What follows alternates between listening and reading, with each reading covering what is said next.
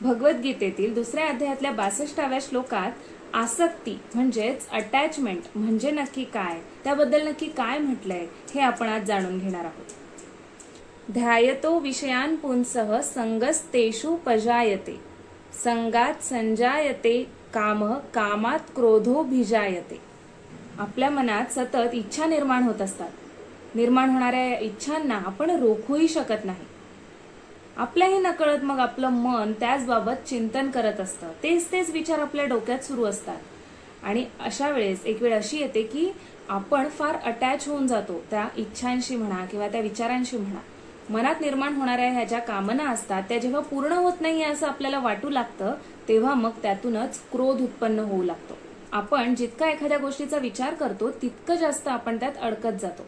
बघा, तुम्हाला सुद्धा बऱ्याचदा हा अनुभव आला असेल की सतत त्याच गोष्टींचा विचार करण्यातून निष्पन्न हेच होतं की आपल्याला मार्ग भरकटल्यासारखं होतं. गुरफटून जातो आपण त्याच विचारांमध्ये.